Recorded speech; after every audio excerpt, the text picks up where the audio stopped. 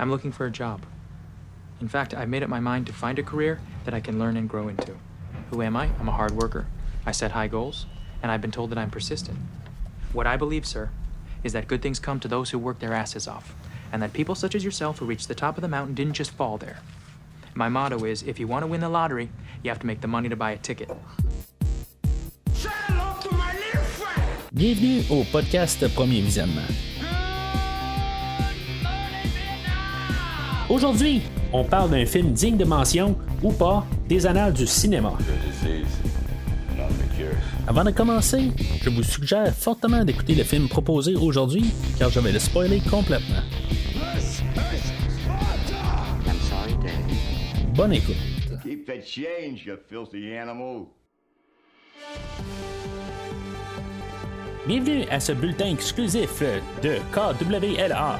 Aujourd'hui, on parle du film Le Rôdeur, sorti en 2014 et réalisé par Dan Gilroy, avec Jake Gyllenhaal, René Rousseau, Riz Ahmed, Bill Paxton et Michael Hyatt. Je suis Mathieu et je suis ici pour vous couvrir toute l'histoire. Alors, bienvenue au podcast. Cette semaine, on couvre un film qui a été demandé là, par un auditeur. Dans le fond, le film sorti en 2014, Nightcrawlers, ou Le Rôdeur en français. Parce que j'aime pas trop le nom en français, mais ça représente quand même un peu qu'est-ce que le film est. Que dans le fond, on avait peut-être voulu l'appeler en anglais là, Coyote. En tout cas, moi, j'aurais vu Coyote, là, j'aurais pensé au Roadrunner tout de suite. Là, fait que tant mieux si on a changé de nom, mais c'est un peu le même principe là, d'un animal de nuit qui cherche quelque chose là, à grignoter dessus. Puis c'est pas mal là, l'histoire du film, là, dans le fond. Là. On va en parler un peu plus loin. Fait qu'on est en 2014. J'ai quand même couvert beaucoup de films seul en 2014. Le film Ex Machina, là, il y a quelques semaines, ou Ex Machina, tout dépendant de comment vous voulez le prononcer, que je disais qu'il était en 2013, mais dans le fond c'est en 2014, là, j'ai été mêlé dans mes notes. Le film It Follows, beaucoup de films là, indépendants là, qui avaient bien du sens, là, parce que bien sûr je le couvre au podcast, je vous fais un clin d'œil là. En tout cas, ça me dit que je devrais peut-être faire une rétrospective sur toute l'année 2014. Ça arrivera pas, là, mais en tout cas, je vais juste dire ça de même. Le film réalisé là, par Dan Gilroy, il va y avoir quand même beaucoup de personnes là, de sa famille là, qui vont faire une partie là, du film, là, que ça soit dans l'édition du script, que, en tout cas, c'est un peu partout. Là, il y a même sa fille du réalisateur qui va apparaître dans le film. En tout cas, c'est quand même je ne veux pas dire un travail familial, mais ça va être la première fois là, que le réalisateur va faire ou réaliser un film. Monsieur Gilroy, avant d'être réalisateur, était essentiellement un écrivain. Un écrivain là, pour les films. Je l'ai couvert techniquement là, quand j'ai fait avec Christophe le dernier film là, de Kong, Skull Island. Mais c'est ça, dans le fond, là, sa filmographie est pas très très large. Là. J'ai vu quand même quelques films là, qu'il a écrits, mais c'est ça, ou collaboré, là, comme le film avec Jeremy Renner là, de la franchise Bourne. Ou un film Free Jack là, avec Emilio Estevez et Mick Jagger là, des fin des années 90, je pense. Ça. Mais c'est pas un nom là, qui sonne une cloche là, en voyant le nom. L'affaire, c'est que le réalisateur est plus associé à son frère Tony Gilroy que lui a écrit là, plus d'affaires connues, puis dans le fond c'est plus un peu lui, puis c'est comme son petit frère. Je veux pas rabaisser son travail à monsieur Gilroy, là, monsieur Dan aujourd'hui, mais en tout cas c'est l'apprentissage dans le fond là, du réalisateur, puis son cheminement là, c'est juste qu'il est dans l'ombre un peu là, de son frère malheureusement. Mais son frère va l'avoir aidé là, justement là, à quand même apporter là, son projet là, puis pour pouvoir finalement peut-être avoir sa carrière à lui tout seul là, sans toujours être dans l'ombre de son frère. Le réalisateur dit avoir arrivé avec l'idée du film quelque part comme en 1988 où il avait lu un livre là, Naked City qui parlait un peu de ça dans le fond là, qu'est-ce que je sais pas exactement le nom à utiliser là, en anglais on va dire là, des stringers des fois, je me dis, c'est-tu paparazzi? Paparazzi, je pense que c'est plus pour des petits revues à potins, mais c'est un peu la même affaire. C'est des journalistes indépendants. En même temps, ils font pas d'enquête, là, c'est juste des photos ou des photographes indépendants. Je sais pas exactement le terme à utiliser là, en français. Là. J'ai cherché un peu partout de comment les appeler. Je vais aller avec le terme photographe indépendant ou quelque chose de même là, tout au long du podcast. Là, parce que je vais essayer de garder là, ce terme-là là, pour être plus facile. Mais c'est en tout cas, c'est un peu ça là, avec la lecture de ce livre-là. Il voulait travailler un peu à faire un film là-dessus. En 1992, on avait un film là, avec Joe Pesci que j'ai pas vu. Que dans le fond là, ça a pas mal un peu effacé là, son idée là, qui était basée là, sur un autre photographe indépendant. Dans le fond, on voyait son histoire. Fait que ça a mis un peu un terme là, à son idée là, de faire un film dessus. Jusqu'à temps que ce film-là soit étouffé puis qu'il soit un peu oublié. Là, 1992 à 2014, ça fait quand même un bon bout. Là, fait que puis avec une nouvelle idée, puis une nouvelle histoire, tout ça, fait que il est parti de l'avant. À écrire là, son histoire là, de anti-héros peut-être là, on va en parler tantôt. La production va avoir travaillé là, avec va avoir passé là, une couple de nuits là, avec justement là, des photographes indépendants RMG News qui vont s'appeler là, pour savoir un peu bien le fonctionnement, comment que ça marche dans le fond pour pouvoir s'impliquer là. En tout cas c'est quand même intéressant un peu tout ce que j'ai lu là, pour le film là. Le film c'est ça, il était fait là, pour 8,5 millions et il a récolté 50 millions là, global puis quand même un peu de recettes là, rendues à la maison là, en vente Blu-ray et DVD. Il a été récompensé aussi par la suite, pas d'Oscar mais quand même récompensé là, dans plusieurs autres affaires.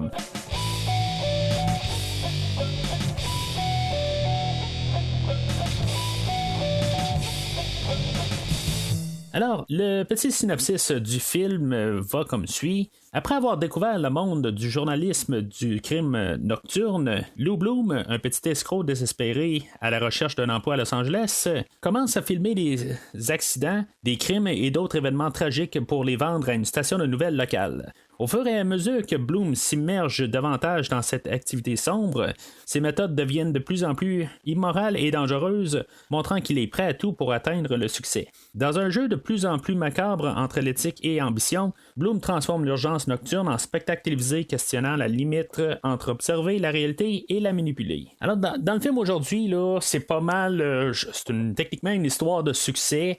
On a un jeune entrepreneur qui essaie de faire quelque chose de sa vie, là. Dans le fond, il essaie d'avoir une ambition.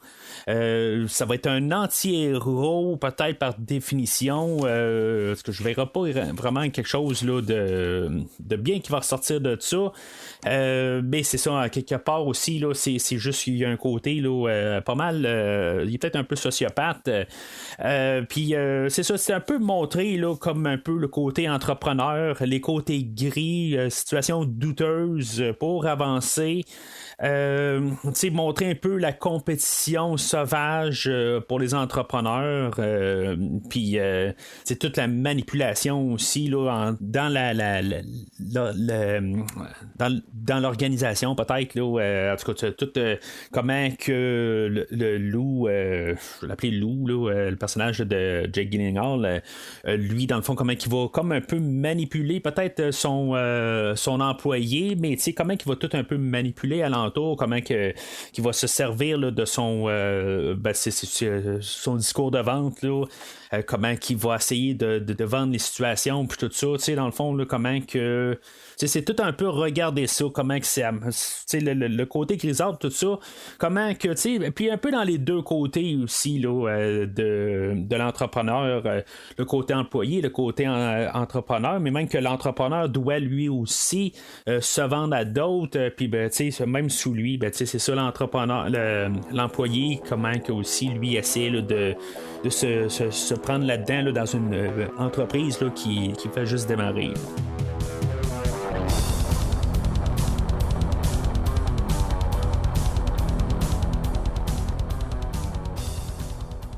Alors, moi, la manière que je rentre dans le film, c'est mon premier visionnement. Dans le fond, là, ben, c'est premier et deuxième, bien sûr. C'est pas un film que j'ai entendu beaucoup parler. Je l'ai vu passer. Je l'ai probablement passé. Tu sais, j'ai regardé là, suite au dernier podcast.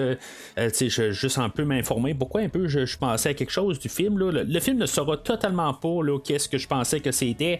Ça faisait quelques rôles que je voyais l'acteur principal, là, Jake Gyllenhaal, en train là, de jouer là, des rôles policiers. Puis même quand je l'ai commandé là, sur Amazon Prime, ben, dans le fond, il faut avoir une extension Paramount Plus pour pouvoir l'écouter.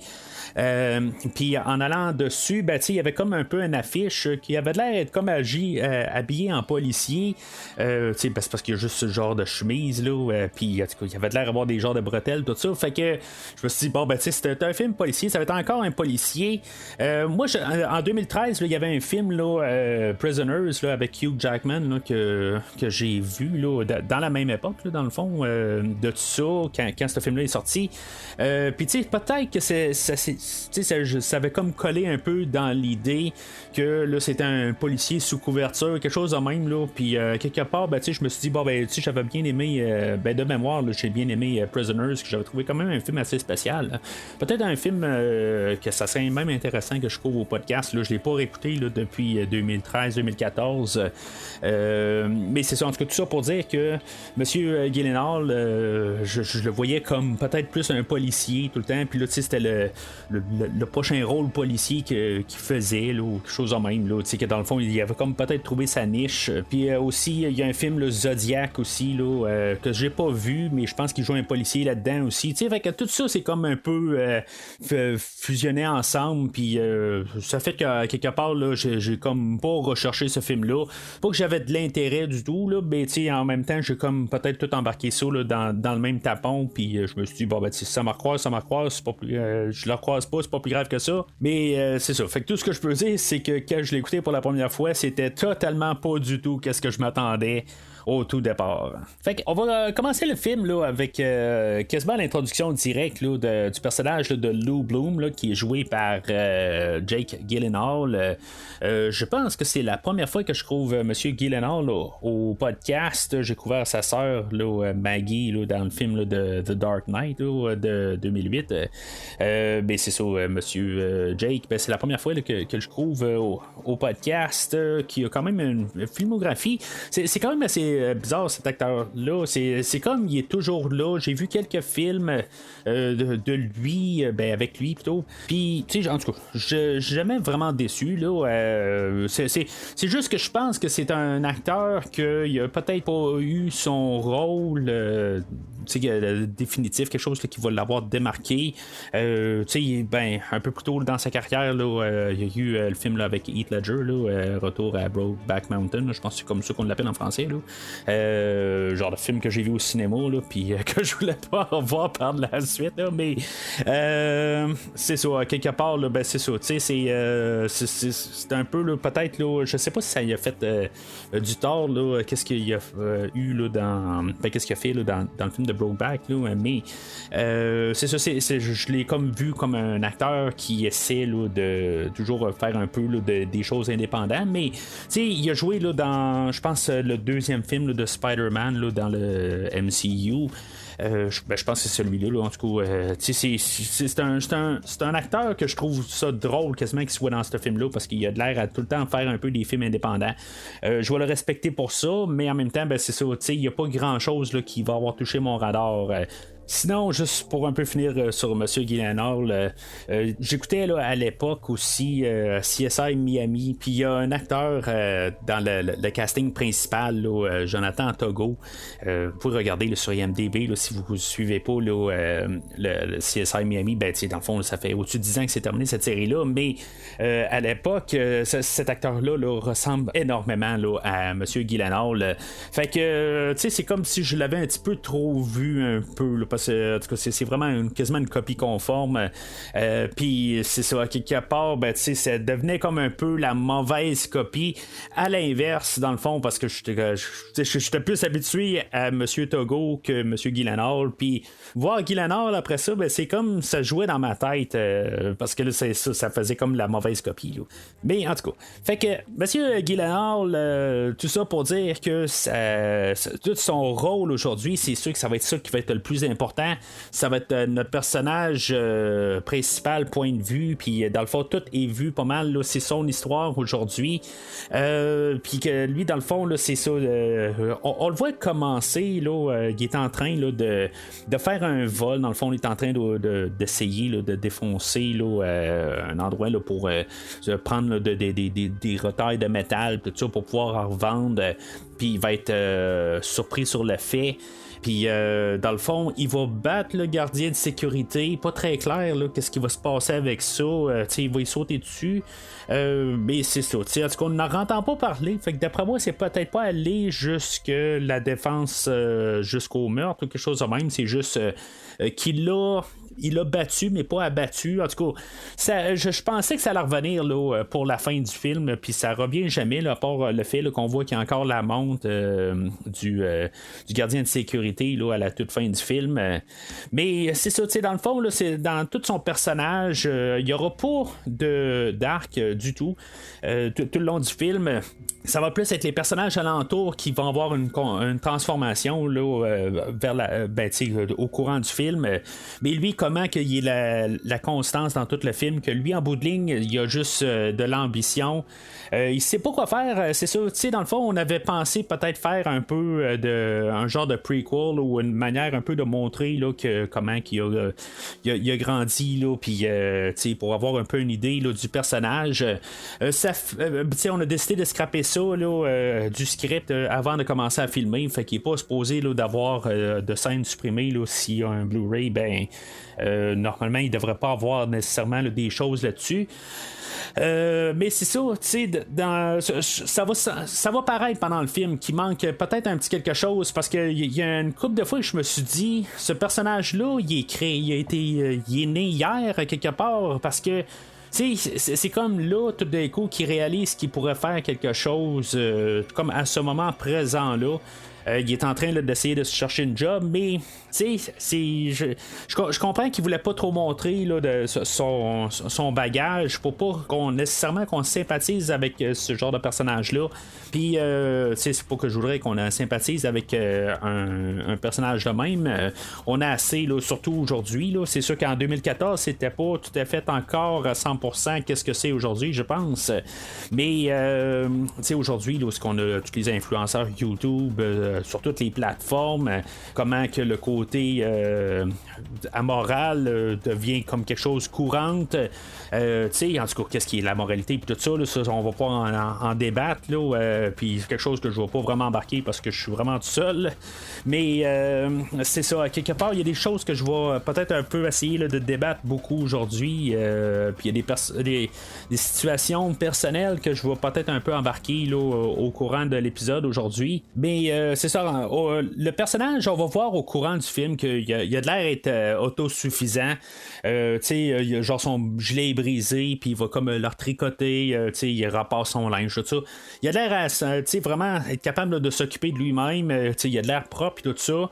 Mais c'est ça, à quelque part, là, il est vraiment là, autosuffisant. Puis il y a juste une cloche qui sonne là, dans la tête éventuellement. Est-ce que le début se produit vraiment là, chaque jour qui se suit, ou si tout se passe dans la même journée? C'est très flou là-dessus.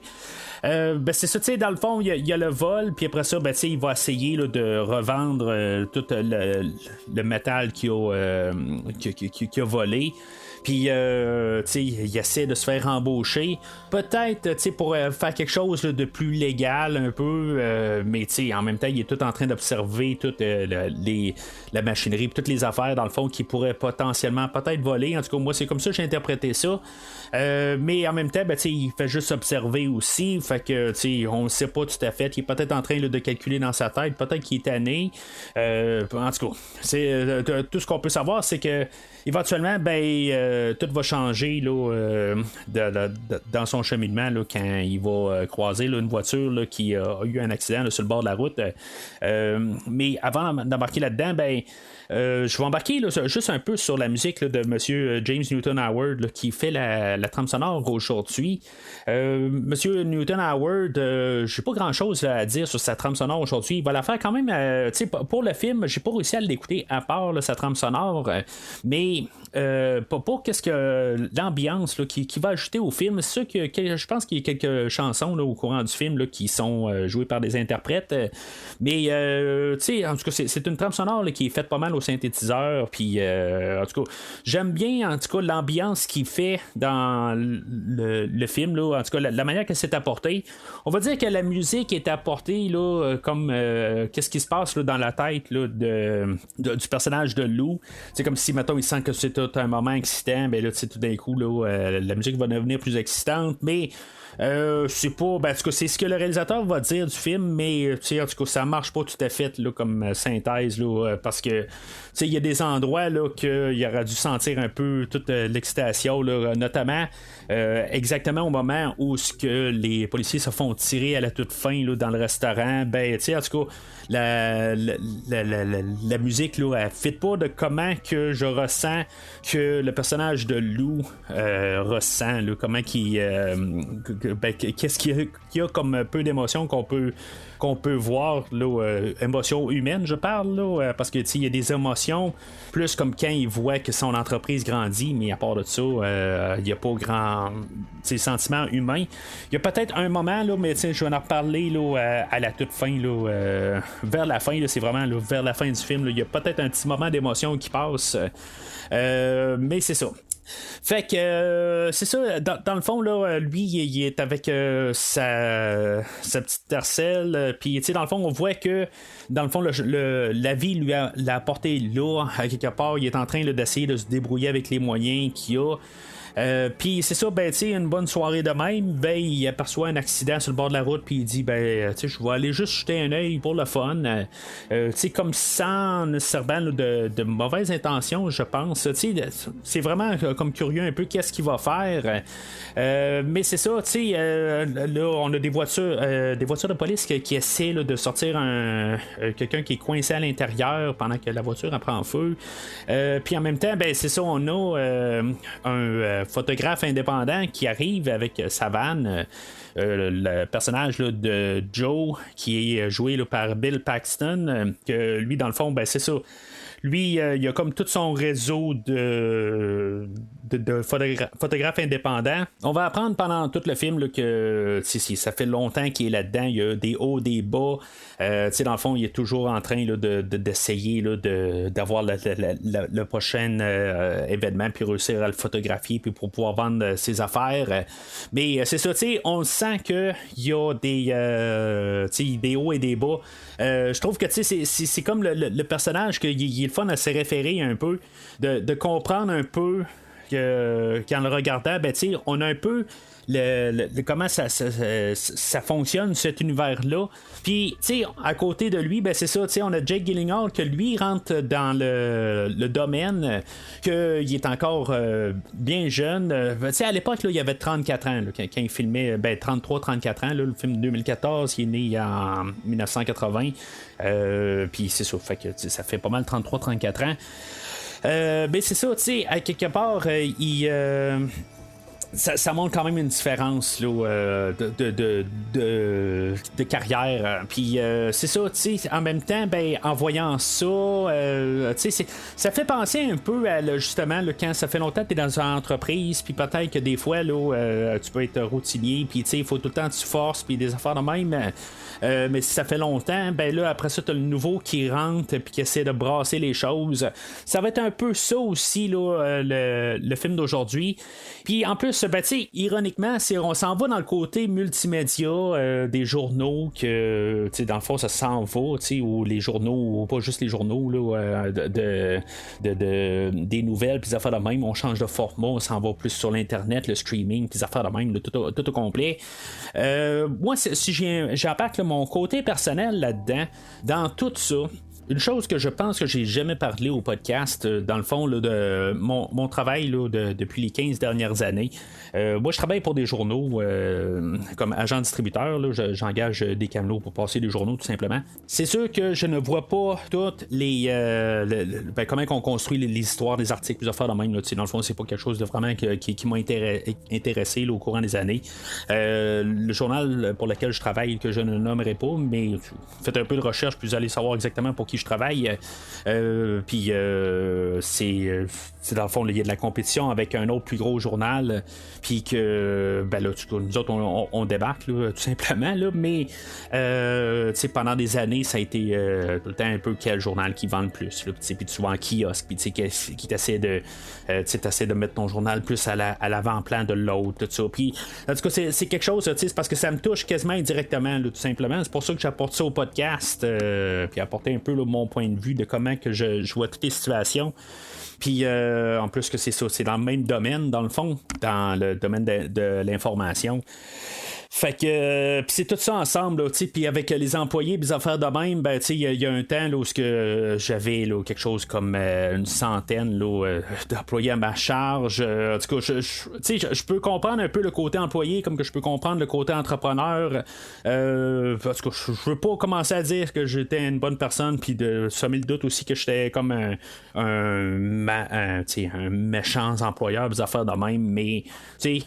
Tout ça pour dire que j'ai des très bonnes relations avec les gars que j'ai, puis et madame aussi, là.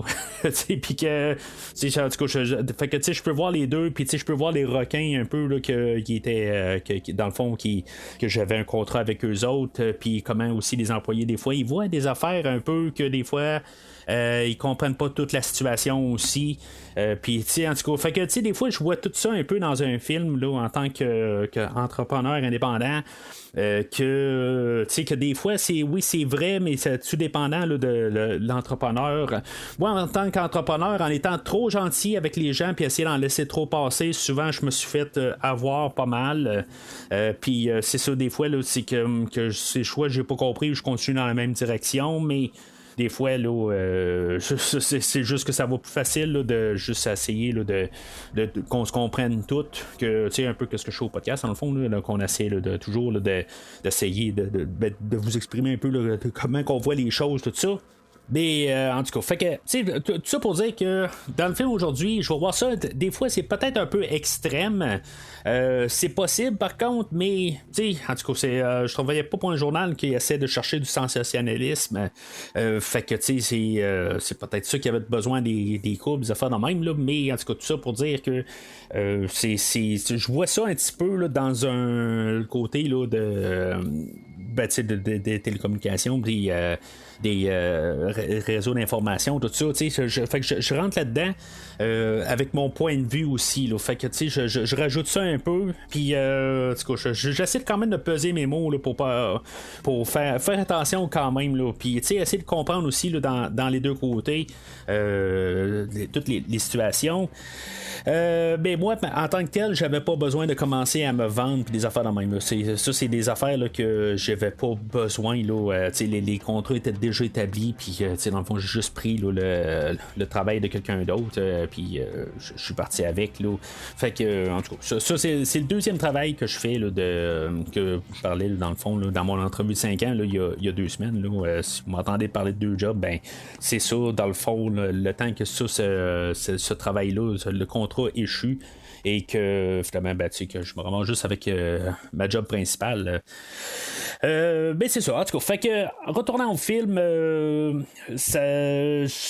on a le personnage de Joe que lui c'est ça, c'est comme la porte d'entrée un peu là, pour qui fait comme un peu allumer là, l'imagination là, de notre personnage là, de Lou, que lui c'est ça, après avoir vu ça, puis dans le fond comment il est tout organisé là, il voit dans sa vanne, il y a plein de caméras, puis des affaires de même là, fait que il se dit hey, ça serait peut-être quelque chose à faire. hier. Puis le lendemain, il voit à la télé là, que dans le fond qu'il avait vu un peu l'événement en question. Fait que ça l'allume un peu, puis ça le fait travailler. Faut remarquer que juste les journalistes à la télé, on utilisé là, des vrais journalistes, probablement à retraite. Là. En tout cas, je regardais juste là, dans sur IMDb toute le carrière d'apparition, puis ils apparaissent tous comme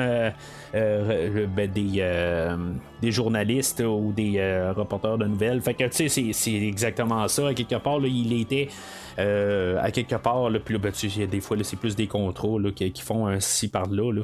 Last year, I took an online business course, for example, and I learned that you have to have a business plan before starting a business.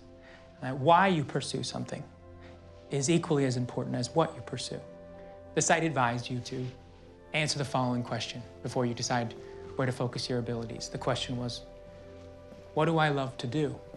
Alors, le lendemain matin, c'est ça. Lou commence à penser à ça. Il va voler un bicycle pour finalement le revendre il va aller à un pawn shop, puis il va se ramasser une caméra et un scanner. Fait que la nuit suivante, il va commencer à rechercher là, tout. Dans le fond, à chaque fois qu'il va y avoir quelque chose qui va apparaître là, sur le scanner, il va aller se pointer. Il y a quelqu'un qui va être arrêté là, pour alcool au volant, puis il va commencer là, à filmer de très près. En tout cas, ça va mal marcher son affaire. Là. C'est comme il est pas du tout là, délicat là, dans les situations.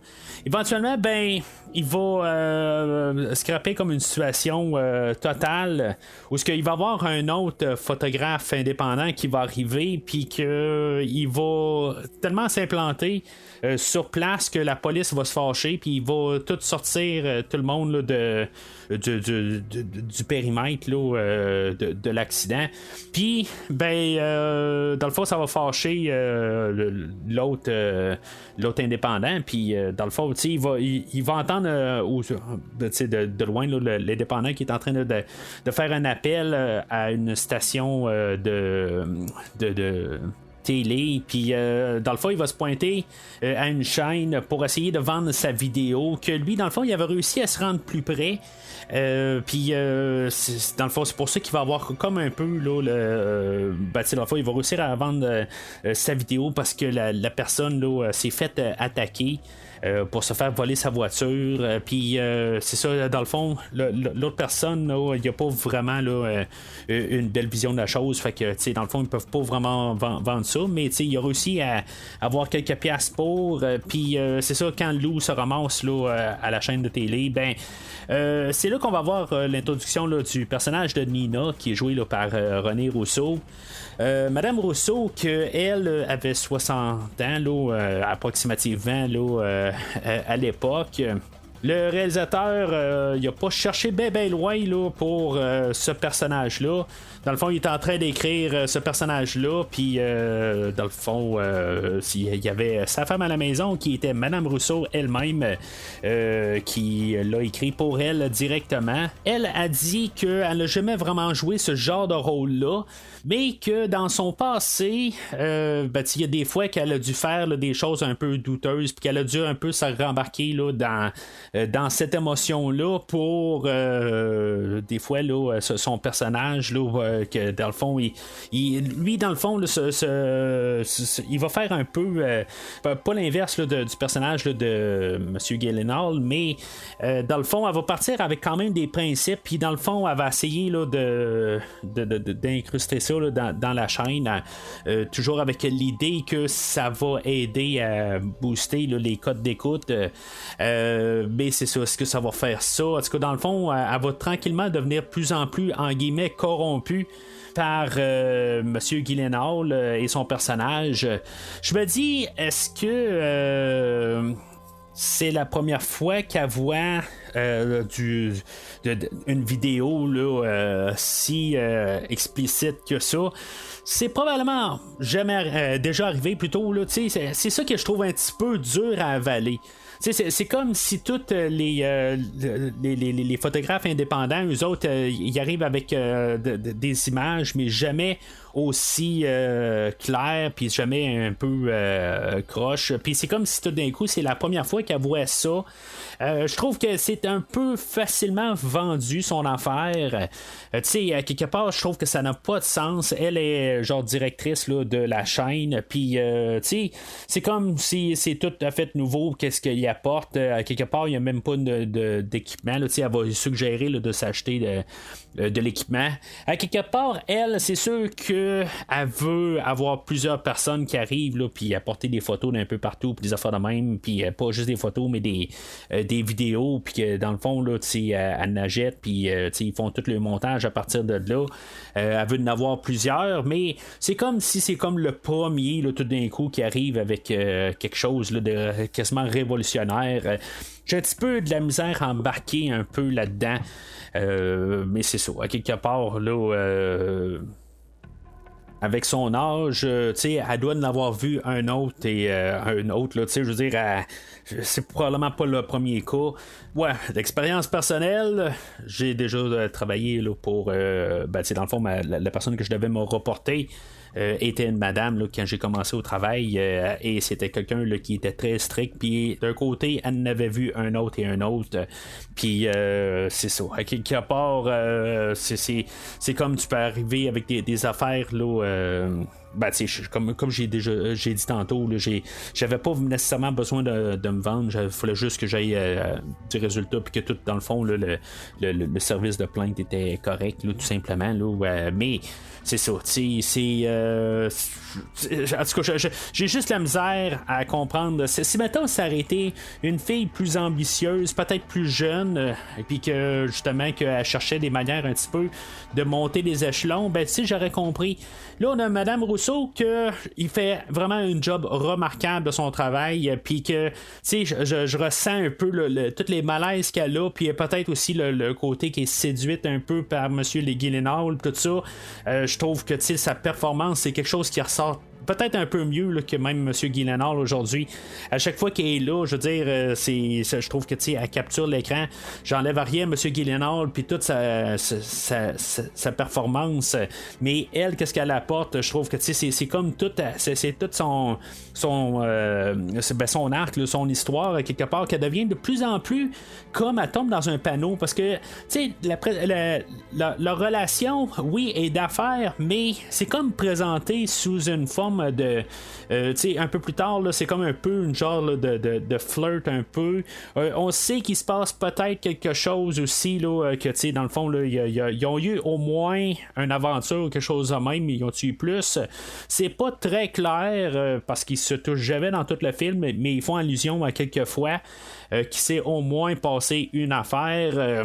Je sais pas si c'est le réalisateur qui voulait pas que quelqu'un touche Madame Rousseau sur le plateau, puis en plus quelqu'un de peut-être plus jeune que lui là. Fait que tu sais, je veux pas embarquer là-dedans, mais c'est ça, tu sais, c'est peut-être qu'il aurait dû avoir quelqu'un là, de peut-être là, 30 ans plus jeune, mais tu sais, juste placé à la tête de la chaîne, puis qu'il aurait pu jouer avec ça, puis peut-être ça aurait joué à double sens aussi, qui joue qui, puis tout ça. Il y aurait eu peut-être un peu de travail à faire à partir de là, mais c'est ça, le côté, quand on me place quelqu'un qui en a vu d'autres, puis tu sais, c'est pareil, là, je veux dire, en guillemets, là, du haut de mes 42 ans, là, tu sais, il y a des fois où je vois quelqu'un rentrer là, dans l'autre travail que je travaille maintenant, qui pense tout virer de bord, puis que ça que justement ça tourne en rond leur affaire, puis même que, pour les journaux il y en avait là, qui arrivaient puis pensaient pouvoir tout leur changer ça de bord, tout ça,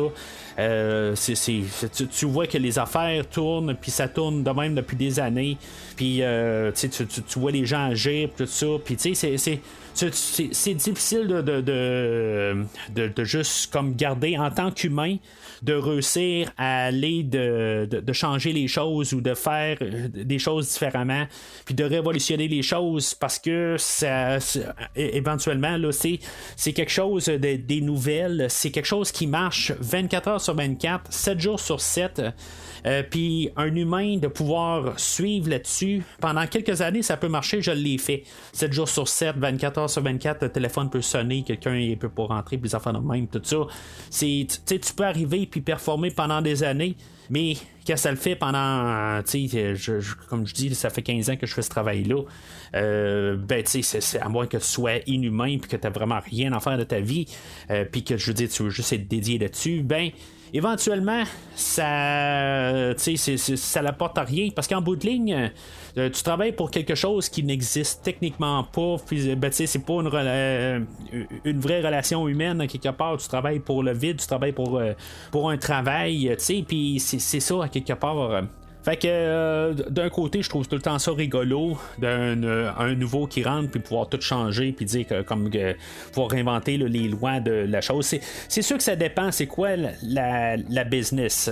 Mais c'est ça, là, c'est représenté aussi par le personnage de Bill Paxton que j'ai parlé tantôt, que en bout de ligne, je ressens un peu plus, je me sens comme je m'identifie plus là, à son personnage, là, à Monsieur Paxton.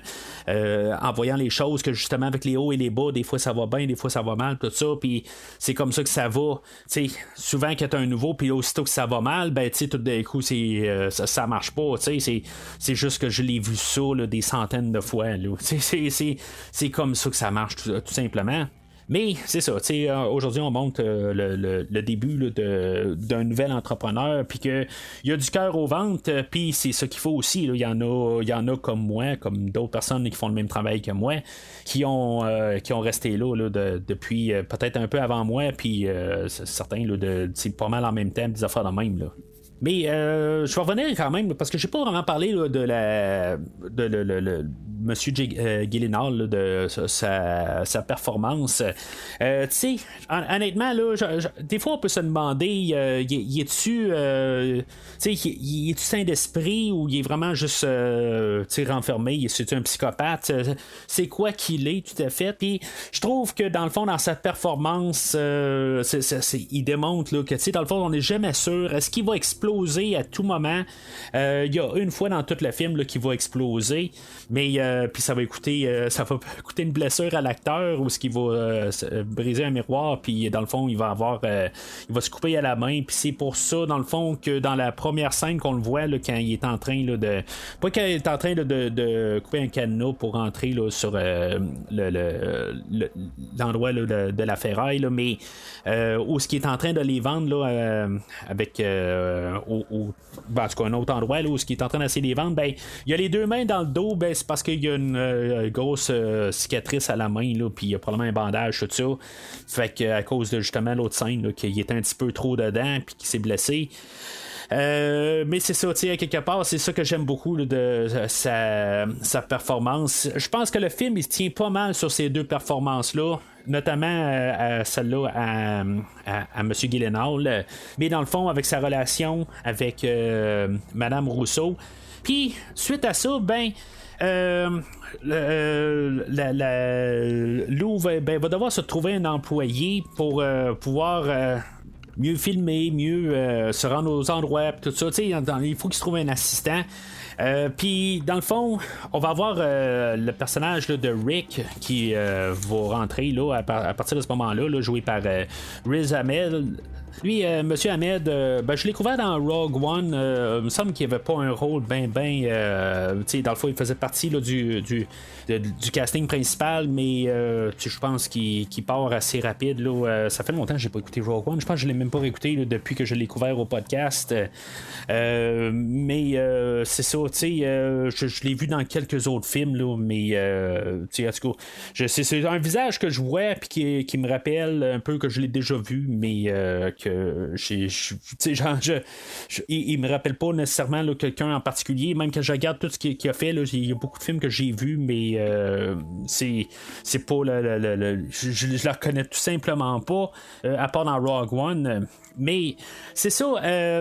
Lui, il va faire quand même l'idée là, que c'est l'employé. Dans le fond, lui, il va être plus mercenaire. Il va essayer un petit peu là, il a besoin d'un travail, puis il est quand même un peu capable là, d'apporter un peu là, d'arguments pour de commencer à se faire payer parce que dans le fond, c'est le fun l'entrevue où ce que Lou essaie là, il embauche monsieur qui embauche Rick, puis toutes les questions qu'il pose, j'aurais aimé ça qu'il y ait peut-être une autre entrevue pour le fun, juste pour un peu varier les choses, juste pour voir comment que ça pourrait peut-être pas marcher, mais la manière que c'est apporté, c'est le seul qui va se pointer à l'entrevue, puis c'est le seul et unique, mais j'aime quand même comment que Lou arrive, il dit je fais partie d'une grosse entreprise, puis tout ça, puis il vend ça super énorme, puis que dans le fond là, Rick doit se vendre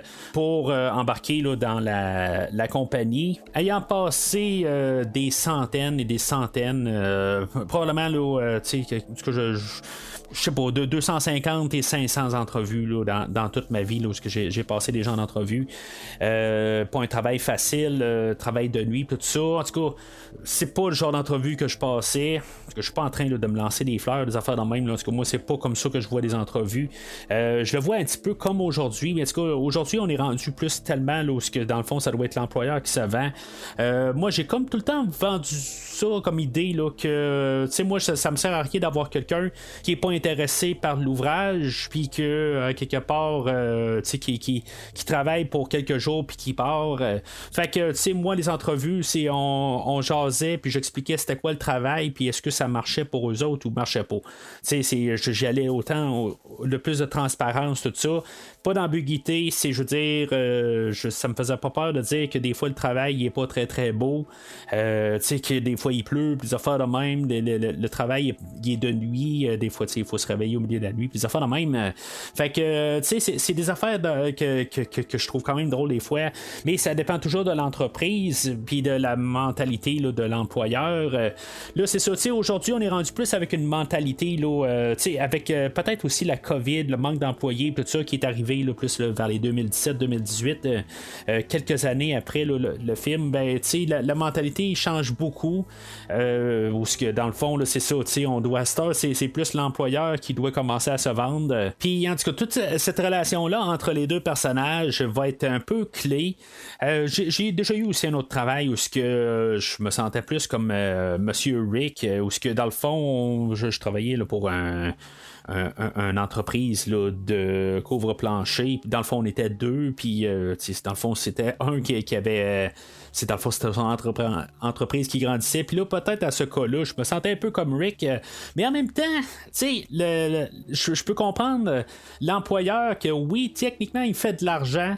Mais voyant tous les comptes passés pour une entreprise, il reste pas grand chose. À la toute fin, là, après ça, il faut que tu payes toutes sortes de frais, des assurances, il faut que tu suives les plaintes. Comme j'ai dit, le téléphone, des fois, il sonne 24 heures sur 24. Se faire laisser des démissions là, le 24 décembre au matin, là, quand tu veux aller faire le party ce soir-là, puis tu pars faire ton party de famille, puis tu es plus en pas très très de bonne humeur parce que tu sais que quand le prochain jour de travail, tu vas devoir commencer à rechercher quelqu'un que dans le fond tu as toujours été bien correct avec, quelqu'un demande un congé, tu le couvres, des affaires de même, tu demandes des avances, tu couvres des affaires de même, la personne dit oui je vais rester, tout ça, puis il n'y a pas de problème, je vais être là, puis finalement la personne ne se pointe pas, puis en tout cas j'ai vu tous les scénarios possibles, puis je veux dire que tu essaies de tout le temps être le plus correct. Honnêtement, je vais quasiment être des fois plus sur le côté à Monsieur Gyllenhaal dans tout ça. Que qu'est-ce qu'il voit à la toute fin, c'est que dans le fond c'est quelqu'un qui veut juste tout le temps prendre de plus en plus place, mais tu sais je fais quand même attention là-dessus aussi là, je veux pas me faire haïr, mais je veux quand même qu'on comprenne aussi le fait que oui c'est un cas extrême aujourd'hui, c'est vraiment beaucoup là, parce que là son premier contrat il fait $250 puis il va donner $30 par jour à Rick. C'est comme à rien. Bon, ok, c'est sûr que l'autre côté, bon, il y a sa voiture, c'est lui qui la paye, c'est lui qui paye l'essence. Il y a des affaires de même, il a payé toute le scanner, il l'a volé, mais comprenez, si maintenant il l'aurait sorti de ses poches, tout ça, il l'aurait payé. Fait qu'il y a tout ça un petit peu aussi que l'employé ne voit pas. Si maintenant tout d'un coup ils sont pas capables là, pendant 3-4 jours de pas trouver de l'argent, ce sera pas le problème de l'employé. Sauf que c'est ça. C'est tout ça un peu là, que des fois là, le monde regarde pas aujourd'hui. Oui, des fois l'employeur fait un peu trop d'argent. Là, c'est rendu extrême à la toute fin. Là, comme je dis, ça n'a pas de bon sens. Là, c'est genre quelque chose comme 15 000 là, pour une soirée. Quand dans le fond, là, il veut juste y donner 75$. C'est comme il y a quelque chose qui marche pas. Là. C'est trop extrême. Là. Au pire, pour clore, là, ce que je pense là, sur la communauté d'aujourd'hui, c'est que, puis heureusement, là, je suis en train de débarquer là, de ce milieu-là, puis je suis bien content. Là. Dans quelques mois, pour moi, c'est fini. Je tombe juste à mon travail principal, puis mon cassage de tête est fini. Mais c'est ça, je veux dire, peut-être qu'à quelque part, là, on dit que le marché est rendu à l'employé. Puis à quelque part, c'est ça, après ça, il n'y a aucune entreprise qui marche parce qu'à quelque part, c'est toujours un peu comme sous la menace de l'employé qui part ou qui fait n'importe quoi. On arrive pour dire que l'employeur est toujours en train d'abuser, mais à quelque part, l'employeur paye ses employés pour faire un travail. Puis là, qu'est-ce qu'on voit généralement, c'est les gens, ils veulent même pas faire leur travail. Ils sont payés pour être là. Ils sont pas payés pour faire les tâches qu'ils ont à faire. En tout cas, je commence à je trouve ça un petit peu dégueulasse d'un autre côté que on voyait ça comme un peu de l'exploitation, mais c'est comme on se venge sur le puis on n'a pas à se venger à quelque part, la société avance pas là-dessus là. Mais en tout cas ça c'est un autre débat là, qui a aucun rapport avec le podcast là. C'est le spin-off de premier visionnement sur la vie commune là, qui n'existera pas. Alors c'est un peu ça qui se passe là, à la première nuit où ce que dans le fond Rick il va travailler avec Lou, puis dans le fond, il va attendre le scanner, puis il va filtrer tous les appels de police pour finalement avoir quelque chose là, d'intéressant là, pour aller photographier. Mais là, c'est ça, tu sais, dans le fond, Rick, là, c'est son premier chiffre, puis il n'est pas trop sûr de qu'est-ce qu'il a à faire. Là, ça aurait été la job quand même à Lou d'un peu d'expliquer quoi faire. Là, il dit, bon, sors ton téléphone, puis là, guide-moi là, sur le GPS. Mais, tu sais, en tout cas, ils ont passé la journée. Pourquoi qu'il n'a pas un peu expliqué comment faire? C'est sûr que l'expliquer comment faire, puis le mettre en pratique, c'est trois choses différentes. Fait que, tu sais, il est tout stressé dans la chose. Fait que il arrive trop tard sur la scène, puis c'est ça, dans le fond, ils n'ont absolument rien à filmer. Fait qu'ils ont perdu le contrat. Là, ce qui est quasiment drôle, c'est que c'est peut-être quasiment un des seuls moments qui peut être drôle, puis c'est drôle avec en guillemets là. On a Lou qui arrive puis qui se retourne de bord puis il dit bon tu sais ça m'a coûté 5$ d'essence, puis la seule affaire que je peux dire tu sais bienvenue en 2023 plus tard, tu sais ça va t'avoir coûté à peu près 15$ d'essence juste pour faire ce détour là, mais en tout cas ça c'est comme un humour rétroactif. Mais c'est ça, tu sais, je veux dire, le côté là, que il est tellement, c'est extrême. Là. C'est juste à quelque part, là, c'est pas humain, c'est complètement détaché. Tu sais, on n'essaie pas là, d'essayer de créer quelque chose entre les deux personnages. On fait ça vraiment quelque chose là, de formel, de côté là, que c'est vraiment business comme amitié. On mélange pas, on mélange pas l'amitié et l'argent comme qu'on mélange pas famille, argent, amour, argent, tout ça. C'est quelque chose que Mme Rousseau avait apporté aussi, là, que quelque part, elle veut pas mélanger les choses, la vie personnelle là-dedans. Puis, honnêtement, ayant été dans pas mal de ces situations-là, je confirme être dans ces situations-là. C'est un gros X, que ce soit amis, amour, famille, jamais au travail.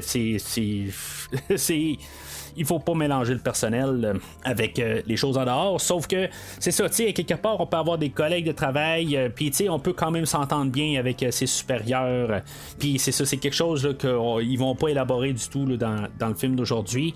Mais c'est ça, tu sais, c'est comme un peu hypocrite parce que l'autre côté, ben, c'est ce que Lou essaie de faire avec Nina. Lui, à quelque part, ben, tu sais, il essaye carrément là, de. Ben, tu sais, en guillemets, comme je dis, là, il essaie un peu de la marier.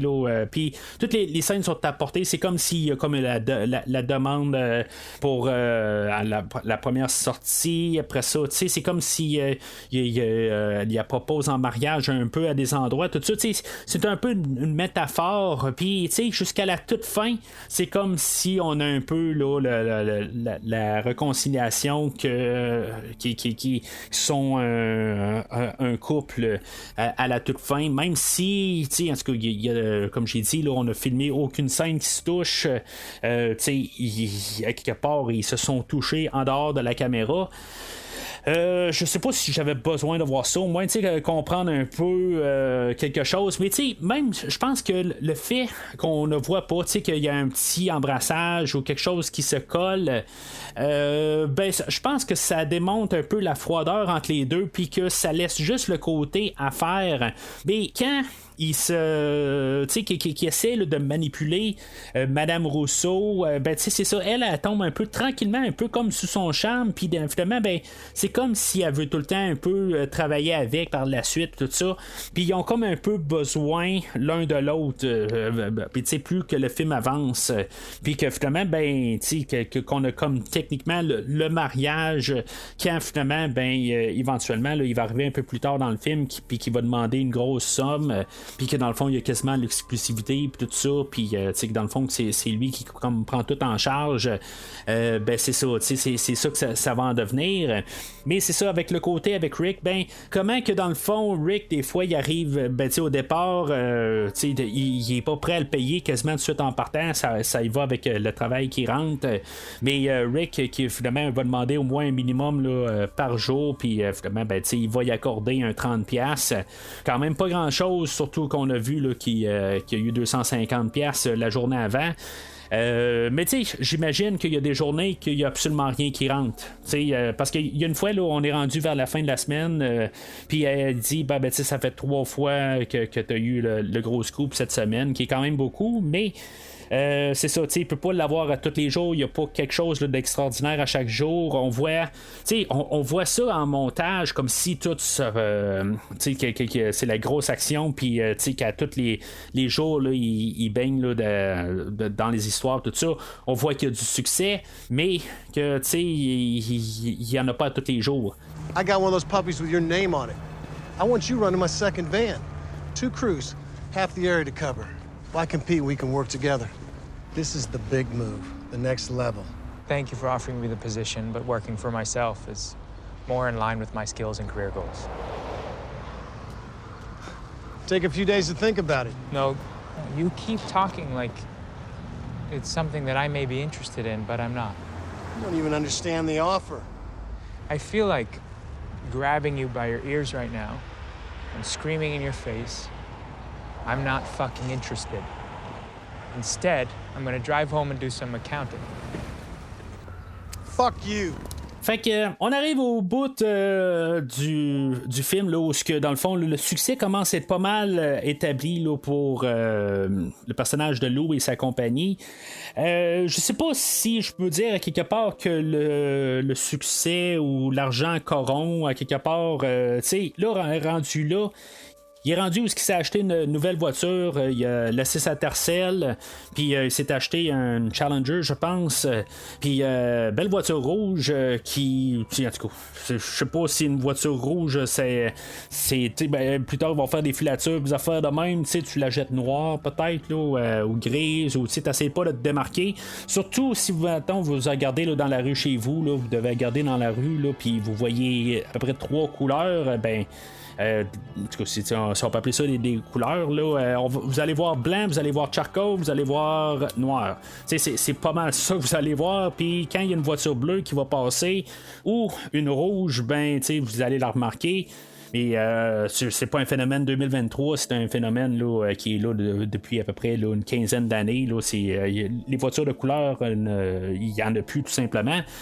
Mais c'est ça, tu sais, fait que on voit que ça fonctionne tout ça. Puis on voit il y a tout un peu des montages. Là, on voit là, que les vidéos qui met à la télé, dans le fond, il se fait comme tout un fichier, là, puis il marque toutes les vidéos, puis il enregistre ça, puis on voit tout là, dans le fond un montage là-dessus, puis que dans le fond ça s'accumule.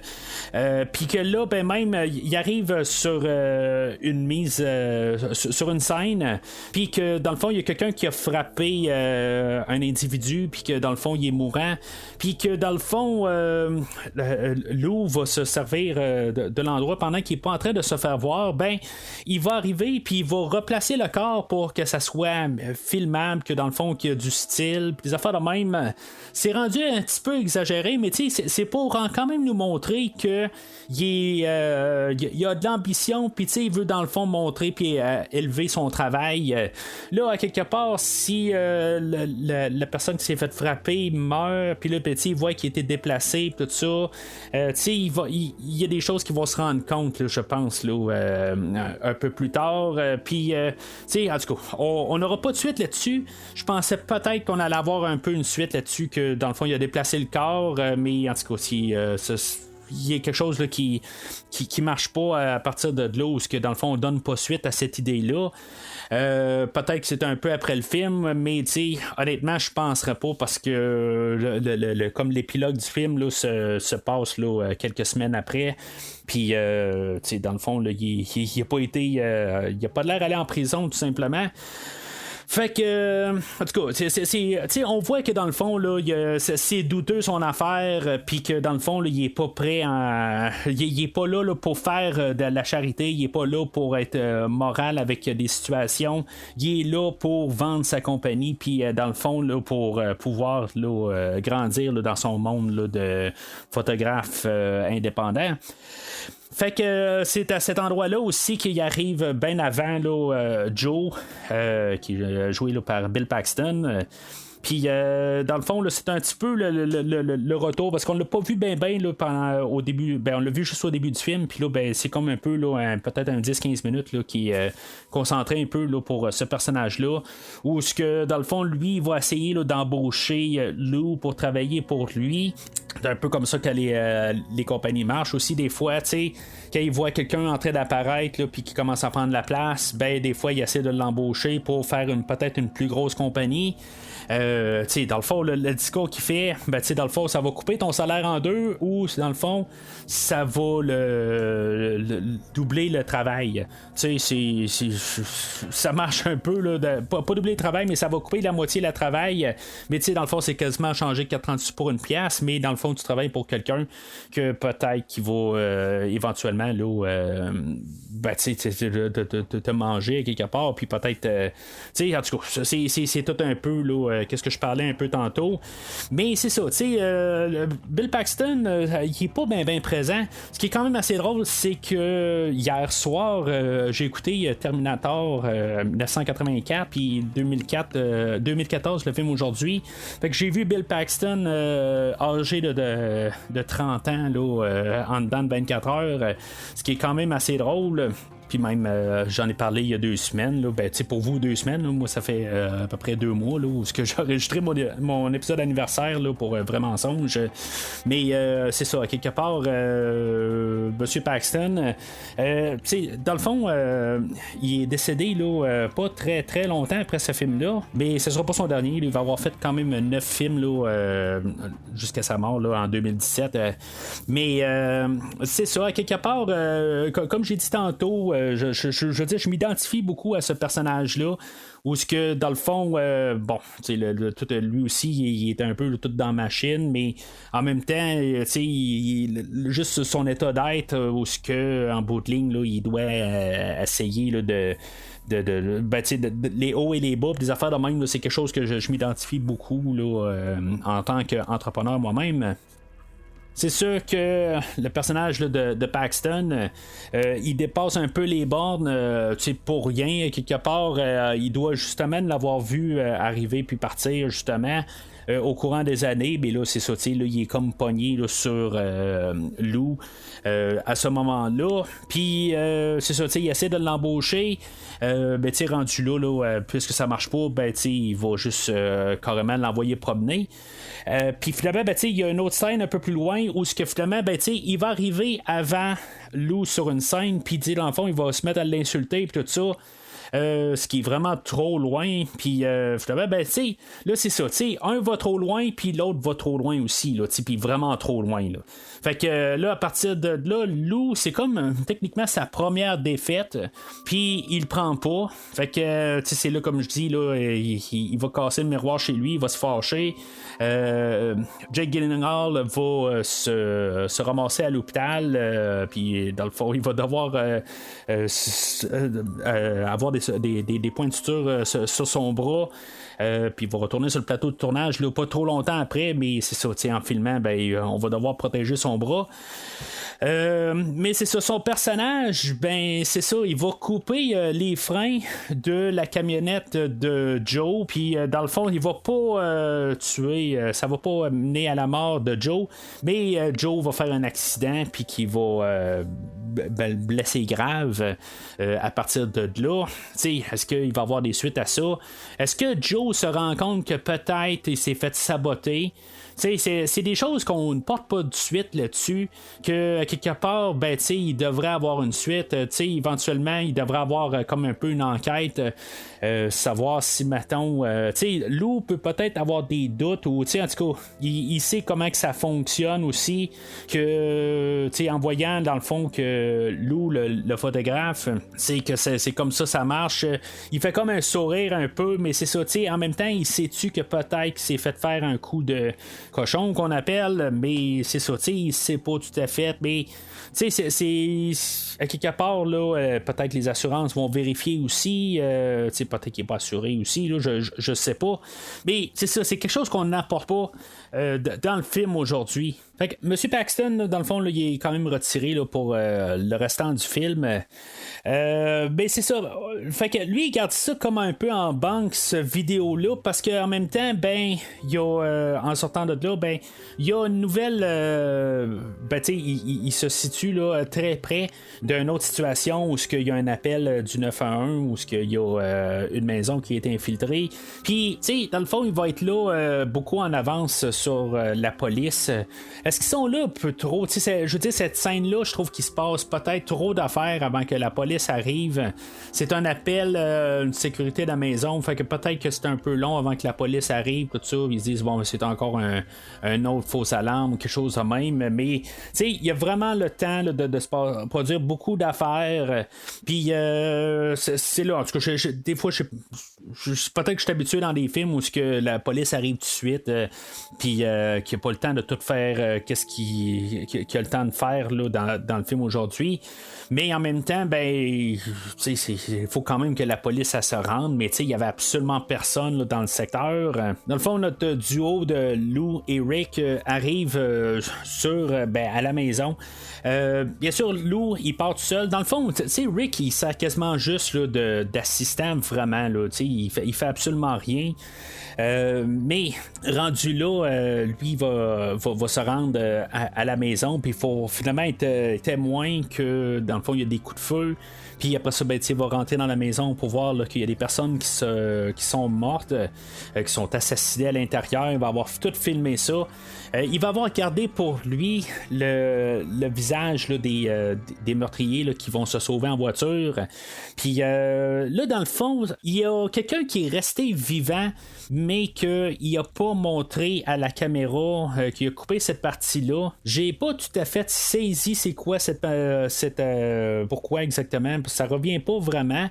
Mais c'est ça, à quelque part, il y a quelqu'un là, qui est resté vivant au travers de ça. Je crois que c'est le bébé. Dans le fond, le bébé, on est supposé penser que, on n'est pas sûr si le bébé est mort ou pas, tout ça. Puis finalement, à quelque part, on voit là, que le lit de bébé, là, il est vide. Mais en tout cas, c'est peut-être que vous pourrez m'éclairer là-dessus, là, si maintenant ça a un rapport dans l'histoire, ou c'est juste vraiment là, pour donner je sais pas quoi exactement là, avec Rick.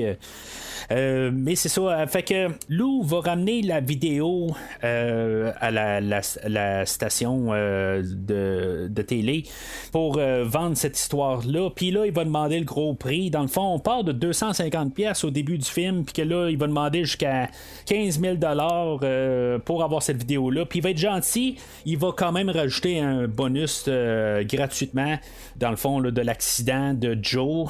Puis, dans le fond, là, ce qui ça n'a pas de sens.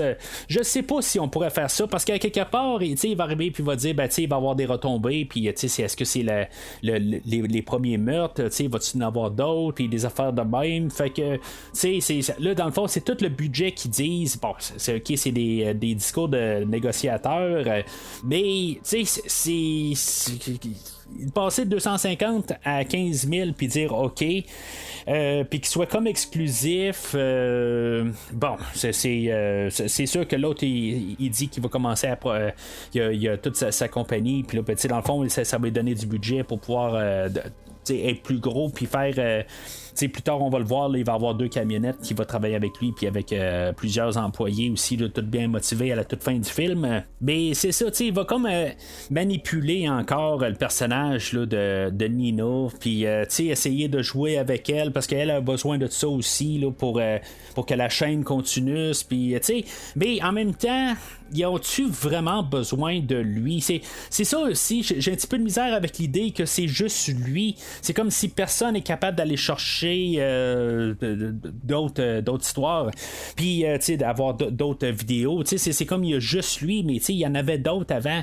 Puis là, c'est juste lui. Fait que, à quelque part, là, coûter 15 000 par histoire ou c'est peut-être juste un coup pour se rattraper puis des affaires de même. Mais, je trouve que c'est extrême à quelque part. Mais c'est sûr que le 15 000, s'ils payent, c'est parce qu'ils sont capables. Mais sauf que l'autre côté, c'est comme ils se menottent là, à une situation. Puis mettre juste dire que là, tout d'un coup, va comme quasiment devenir l'exclusif des affaires de même. Puis, c'est en tant qu'entrepreneur des affaires de même, moi, quelqu'un. Là, je vais utiliser mon savoir là, sans dire que je suis la meilleure personne puis comme je connais tout. Mais le nouveau venu puis qui essaie de juste comme tout contrôler puis qu'il dit qu'il est capable de tout faire, ça va être le premier qui va te laisser en plan. À quelque part, tu vas essayer d'y donner tout, tu vas lui donner confiance, tout ça. Puis finalement, ça va être le premier qui va te trouver une excuse, puis que finalement, que tu vas devoir te démerder avec ton trouble, puis plus de troubles rendus là. C'est par expérience. Alors là, on est au moment critique que Lou va dire. Là, il va appeler ça le moment critique dans la compagnie où il est sur le point d'exploser parce que lui, dans le fond, il vient d'avoir comme son contrat là, de 15 000. Puis là, il fait comme ouvrir un peu la porte quand même là, avec son employé puis dire, là, tu vas pouvoir devenir vice-président de la compagnie. Puis là, il dit, là, j'étais comme quoi exactement avant? Là, il dit, là, t'étais assistant, mais là, je vais te mettre vice-président. Puis là, tu vas pas demander un petit peu plus. Rick va demander s'il peut demander plus d'argent, puis il dit bien sûr. Il va demander 75$ par jour, puis là, l'autre, Lou va s'empresser de dire c'est beau, contrat fermé, tout ça, puis ça finit là. Puis là, Rick va dire j'aurais pu demander plus, puis l'autre il dit oui. Ça, c'est pas une bonne idée à quelque part, là, de répondre, puis juste dire que je viens de en quasiment directement, il vient de dire je viens de te crosser. ben c'est ça, genre d'affaire que tu fais pas, mais c'est ça, quelque part, ça, c'est une mauvaise. Peut-être un peu un entêtement, peut montrer là, que, tu sais, tout d'un coup, il n'y a rien là, qui peut le. Il est comme trop un peu là, sur son succès, sans penser. À quelque part, il aurait dû arriver puis dire, ben, tu sais, garde, je serais à l'aise que t'en aies plus. Là, Rick, lui, dans le fond, il en demande trop. Puis là, il commence peut-être à être saf, là, côté. Là, tu sais, dans le fond, parce que là, tu sais, il vient de se sentir trahi un peu. Puis là, tu sais, il est rendu là, à commencer à demander plus que qu'est-ce que l'autre peut offrir. Parce que là, il est rendu quelque chose comme à 10 000 $, des affaires de même. Et Lou va lui dire, ben, c'est beau, je vais te le donner. Mais là, c'est là qu'on sent qu'il va y avoir quelque chose qui va se passer. T'sais, on sent qu'il y a la faucheuse là, qui est juste à côté, là, sur l'épaule droite là, de Rick rendu là. On sait que ça va finir très. Qu'il va y avoir une situation. On sait pas quand. Là, tu sais, dans le fond, ils vont. Lou va y dire qu'il va y expliquer là, qu'il a comme tout trafiqué la vidéo puis qu'il a coupé des parties pour que ce qui est montré à la télé, on sache pas c'est qui les meurtriers puis les affaires de même. Fait que, tu sais, puis là, que lui, il sait c'est où, ben, il sait c'est qui, puis là, dans le fond, ils vont pouvoir les suivre, puis ils vont se ramasser à un restaurant. Là, moi, ben, en tout cas, de mon point de vue, je pensais qu'il s'arrangeait pour que Rick ramasse une balle perdue. C'est peut-être la première idée. Il se dit peut-être qu'il va manger une balle perdue là, dans la fusillade. Finalement, ça marche pas. Donc, après ça, il y a la poursuite de voiture. Puis, finalement, ben, tu sais, c'est le seul moment d'action vraiment là, où on a une poursuite de voiture. Supposément, M. Gyllenhaal, c'est lui qui est en train là, de conduire là, dans toutes ces scènes-là. Il suit très proche. Je veux dire, c'est très dangereux toutes les manœuvres qui sont faites. Là. Ça aurait été bon d'un côté de détruire la voiture à quelque part, qu'il se passe quelque chose, mais on ne touche pas à la voiture. Peut-être que ça aurait été quelque chose comme 1/8 du budget. Fait que on s'est dit, ben, on va essayer de conserver qu'est-ce qu'on peut, puis au pire, on peut revendre un peu à la toute fin. Là. Mais c'est ça, à quelque part, on va pas faire une égratignure sur la voiture. Pourtant, il a eu tellement peur. Là, ben, dans le fond, il est en train là, de trouver quelque chose là, pour chialer sur son employé. Quand il a renversé un peu d'essence là, en faisant le plein. Mais en même temps, ben, c'est ça, il fait comme attention à sa voiture, je pense bien, ben, on le voit comme en train là, de comme vérifier sur sa fenêtre, en train de son windshield là, avant. Là. Fait que c'est ça, à quelque part, là, c'est juste qu'il aurait fallu qu'il perde quelque chose un peu en chemin. Peut-être pas avoir un peu toute la satisfaction de tout soit parfait. Je pense que ça aurait été pas pire au moins. Qu'il perde la voiture, mais que éventuellement là, que qui aille de l'avant là, à la toute fin. Là, mais c'est ça, fait que il va dans le fond s'arranger carrément là, dans le fond c'est un meurtre rendu là, il arrive puis il va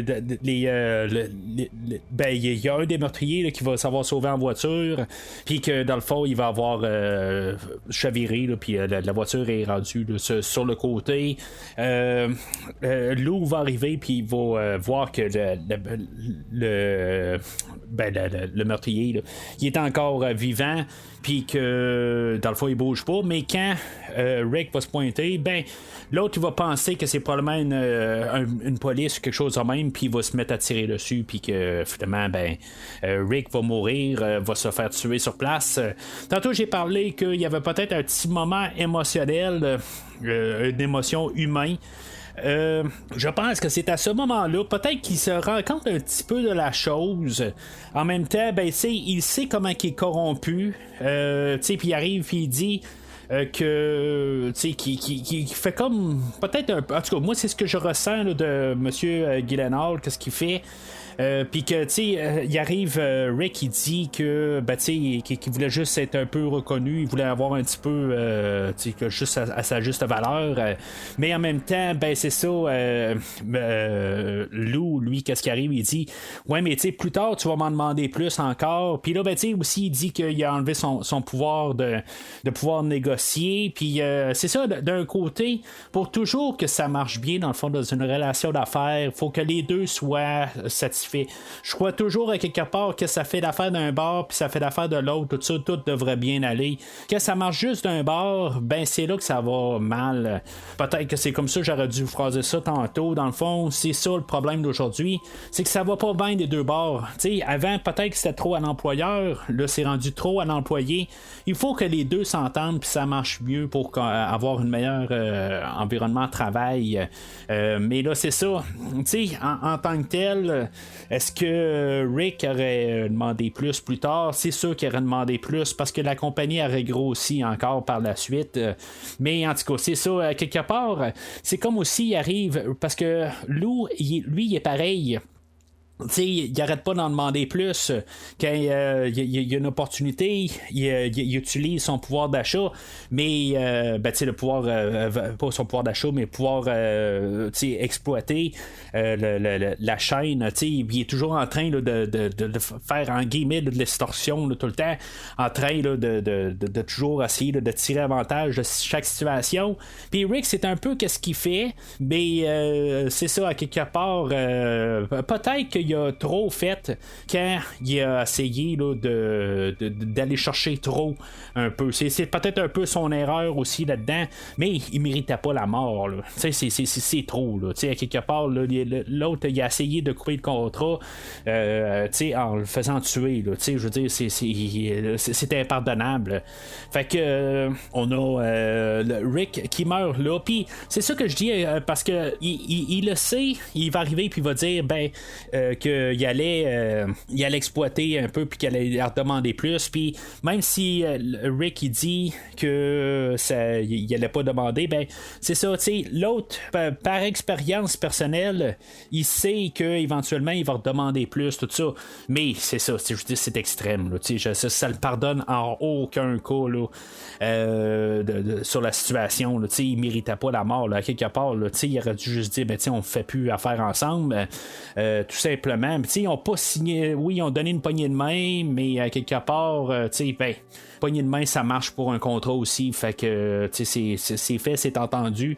Ça aurait pu avoir des poursuites, des affaires de même là, par la suite. Mais en tout cas, c'est quelque chose là, qui est comme pour le film, là, toute cette relation-là, c'est triste à voir quelque part. Comme je dis, c'est extrême un peu, mais c'est des choses qui se sont faites, puis je l'ai déjà vécu à peu près dans une très plus petite échelle, là, comme j'ai dit, là, ça fait 25 ans de ça à peu près, là, où je travaillais là, pour une compagnie de plancher, puis il y a peut-être un petit peu d'exploitation là-dedans, mais à quelque part, là, c'est de savoir un peu aussi là, que quand tu commences là-dessus, il y en a un qui met plus d'argent, puis tout ça, comme mon employeur à l'époque, peut-être qu'il abusait un peu de moi là, en fait monétaire, mais en même temps, il achetait un plus gros camion, il rachetait beaucoup d'équipements quand même tout le temps, là, je veux dire, il investissait avec quand même cet argent-là, tout ça, puis ça nous donnait du travail, fait que j'arrive avec la mentalité, puis c'est un peu la mentalité qu'on a là, dans le film aujourd'hui. Des fois, c'est avec l'argent qu'on fait de l'argent, je veux dire, c'est pas en économisant puis en dépensant tout l'argent dans une compagnie que tu peux évoluer. Une compagnie, c'est comme ça marche, elle doit investir, elle doit se mettre à jour, puis des affaires de même, des choses que les employés ne comprennent pas tout le temps, là. C'est comme, je suis en train de défendre peut-être le côté d'employeur en tant que tel, là. Mais en tout cas, je veux dire, je fais mon point là, sur le podcast quand même, là, que il y a l'autre côté que des fois il y a eu quand même là, de l'exploitation, puis c'est ce qui fait aussi là, le personnage là, de Lou là, tout le long, c'est ce qu'on a montré là. Fait que le film est centré principalement sur 5 personnages et le 5e personnage arrive pas mal là, à 2/3 du film. Quand on a eu là, l'infiltration dans la maison puis les meurtres, c'est là où on a la police qui s'en mêle un peu parce que là ils trouvent ça louche un peu qu'il y a quelqu'un qui a réussi à entrer dans la maison puis qu'il y a qu'il y a tout dans le fond qui a pas utilisé un peu là, de moralité là-dedans puis genre appeler de l'aide puis essayer de secourir des gens puis tout ça. ça. Mais c'est ça, à quelque part, ben, on a le détective Frontier puis Little Man là, qui rentre là, dans le film là, pour. Ben, tu sais, honnêtement, là, le monsieur là-dedans n'a pas vraiment là, de partie. Là. C'est plus le personnage là, de Frontier, là, qui est Finn Terry, excusez. Qui tu sais, dans le fond, là, qu'on voit là, que c'est, en guillemets, là, peut-être la menace pour Lou, que elle, dans le fond, elle est en train d'enquêter, puis ils trouvent ça louche quelque part, puis ils sont comme un peu, pas sur son dos, mais il y a quelque chose qui tourne pas rond. Mais tu sais, c'est pas vraiment apporté à fond toute cette idée-là. Là, même, tu sais, ils voient que c'est quelqu'un qui est pas très, très moral. Tu sais, qu'à quelque part, là, il y a la vidéo où il a laissé même son partenaire mourir. Mais, tu sais, il a réussi à corrompre le personnage de Nina. Assez pour qu'elle, quand elle arrive là, pour se faire confisquer là, la vidéo, ben elle va dire, ben, j'ai acheté la vidéo, fait que ben, dans le fond, elle a payé 15 000$ pour la vidéo. Tu sais, peser sur CTRL-C, pour CTRL-copier, le fichier copier, puis tu peux recopier là, la vidéo pour la police. Mais c'est ça, c'est pas comme ça marche. Quelque part, si mettons, la vidéo, ils l'ont payé trop cher, fait qu'ils veulent pas s'en défaire, mais la police éventuellement elle pourrait avoir un mandat puis réquisitionner toutes les vidéos au complet là, par la suite. Il y a quelque chose qui marche pas. En même temps, c'est pas eux autres que c'est d'un côté, ben, c'est Lou qui a tué Rick là. Je veux dire, dans le fond, il l'a amené là, carrément là, dans la ligne de tir. C'est pas un meurtre au premier degré, mais c'est quand même ça. Là. Il s'est arrangé pour qu'il se fasse tuer. Fait que, en tout cas, si maintenant il y a des soupçons là-dedans de quelque chose, ben, éventuellement, ils vont pouvoir mettre la main là, sur la vidéo en question. Mais c'est ça, le film finit pas mal là, à quelque part. On peut voir là, que quelques semaines plus tard, Lou a réussi à, dans le fond, là, si les affaires vont bien, il a réussi à avoir des nouveaux employés. Ça marche son affaire. Mais c'est ça, là, je suis avec l'idée un peu. Est-ce que là, on n'a pas de deuxième film? Puis, tu sais, c'est ça, comme tout finit bien. Fait que, tu sais, c'est juste comme toute la montée là, de l'entreprise, dans le fond. Là.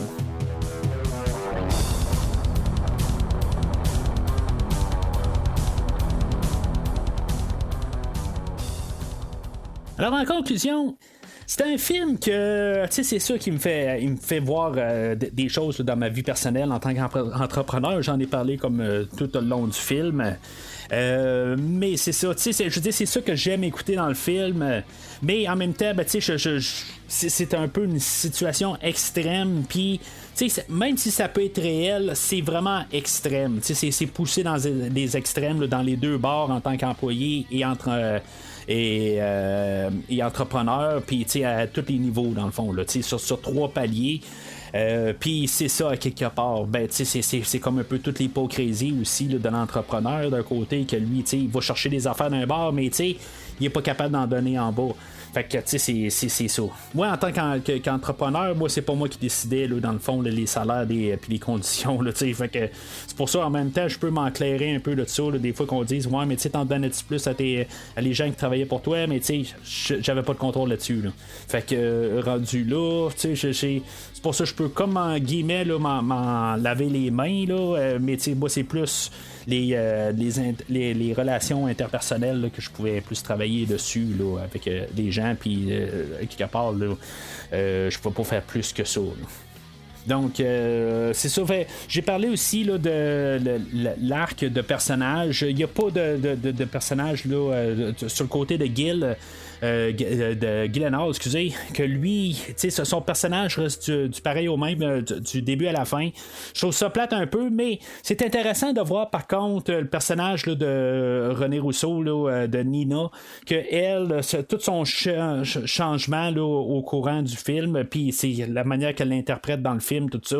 Je veux dire, j'aime bien ça, c'est ça que j'aime quasiment voir le plus là, dans tout le film. Puis même le personnage de Rick, où ce que lui, justement, c'est comme un peu le travailleur qui essaie de juste vivre puis avoir un peu de quelque chose dans le fond. Puis, tu sais, dans le fond, il va travailler toute une nuit pour 30$. C'est carrément là, de la surexploitation. Là. Mais c'est ça. Ça, je veux dire, c'est ça quelque part. On veut nous montrer quand même son point de vue. Il va demander le double de salaire plus tard dans le film, puis que dans le fond, qui sait qu'il aurait pu demander plus, puis on sera pas honnête avec lui. J'aime quand même tout voir un peu ces personnages-là, là, comment ils grandissent tout le long.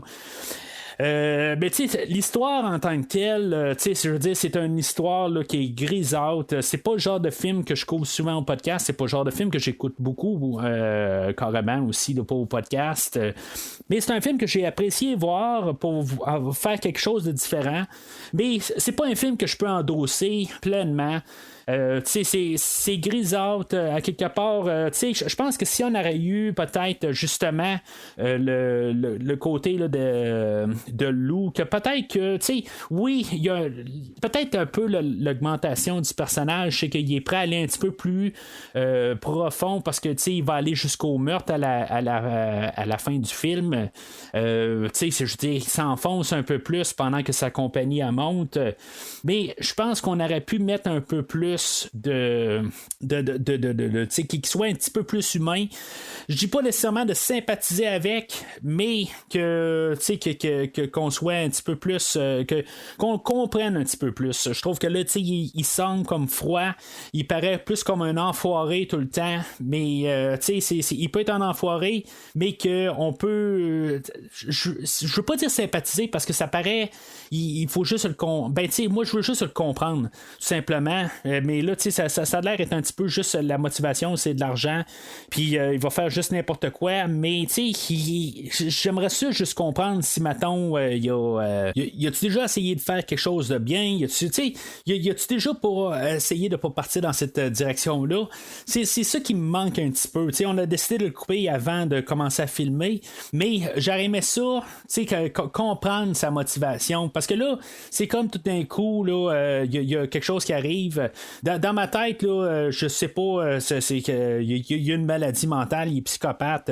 puis il va virer là, sur un dizaine là, de la journée après. C'est comme ça que dans le fond là, qu'on apporte le personnage, puis la journée après là, s'il y avait une suite, ben il pourra aussi bien là, décider là, de tout foutre ça là, puis partir là, carrément là, faire autre chose. Fait que c'est ça, j'aurais aimé ça, surtout que on n'a pas de suite, puis je m'attends pas à une suite, des affaires de même là, juste de comprendre que comment que il pourrait continuer par la suite, mais la manière que c'est apporté dans le film, ben c'est comme trop drastique, puis sachant pas où ce que le personnage arrive ou ce qui était la semaine avant.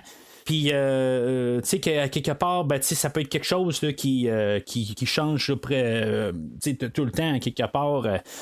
Mais c'est ça un peu aussi. Si maintenant on décidait, on le fera pas, là, mais si des fois on décidait de faire une suite qui serait sortie en 2016, quelque chose de même, là, qu'est-ce qui se passe par la suite du film, ça pourrait quasiment m'intéresser. Maintenant, si on voit comme ce film-là, je le compare pas au Parrain, là, mais point de vue histoire, dans le Parrain, ben, on a comme la montée là, du personnage là, d'Al Pacino, puis dans le deuxième film, ben, on a comme sa descente. Puis c'est comme ça que je verrais ça arriver. Là. Par la suite, après le film d'aujourd'hui, je verrais tout comme les retombées, tout va bien dans le film aujourd'hui, tout est aligné pour notre personnage pour que lui, tout son succès se fait, mais il a tellement comme été dans un terrain grisâtre puis des affaires de même, ben éventuellement toutes les répercussions vont frapper. Mais ce film-là aujourd'hui, ben, il nous montre pas ça. Fait que j'imagine que la journée d'après, ben il y a des affaires qui vont commencer à virer tout croche, puis ça va mal aller là, par la suite. Fait que, j'imagine qu'il pourrait avoir une suite avec Paxton, son accident. Peut-être le gars de sécurité du début. Éventuellement, il va y avoir justement les temps où ce qu'il va avoir moins de choses, il va avoir moins de contrats, il va avoir moins de, tu sais, que je veux dire, il va avoir un nouveau qui va arriver, puis que, tu sais, il va arriver là, sur le terrain avant, qui va prendre les vidéos, puis qu'eux autres vont perdre la vidéo, puis tu sais, que pendant un certain temps, ils vont se faire manger. Il va devenir le big, ben, tu sais, comme Joe, là, Bill Paxton, tu sais, genre d'affaire de même qui va arriver, puis ça va être la déchéance, puis en voyant comment que le personnage est extrémiste, ben, c'est ça, tu sais, je veux dire, il va probablement partir dans une genre de psychose. Fait que c'est comme ça, je vois ça tout de suite. Le film est quand même assez prévisible. Dans ces lignes là, en tant que tel, il n'y a rien qui m'a vraiment surpris dans tout le scénario. C'est sûr que ça fait 10 ans, puis on a vu quelques films là, dans ce genre-là au courant des années, mais je veux dire, c'est comme évident qu'à quelque part, là, on voit qu'il y a comme toute de la surexploitation des affaires de même. Un bout que ça sent qu'il va vers la mi-chemin du film là, qu'il va devoir se débarrasser de Rick, puis que dans le fond il y avait juste 2 sorties du film, que justement il réussissait comme le film qu'on voit que finalement que du succès dans son entreprise, ou que finalement qu'il essaie de viser trop haut, puis que finalement il se fasse qu'il mange lui-même la balle perdue à quelque part sur le terrain, que si mettons on aurait un 2, ça serait ultimement ça serait le scénario. Éventuellement là, c'est inévitable, ce personnage-là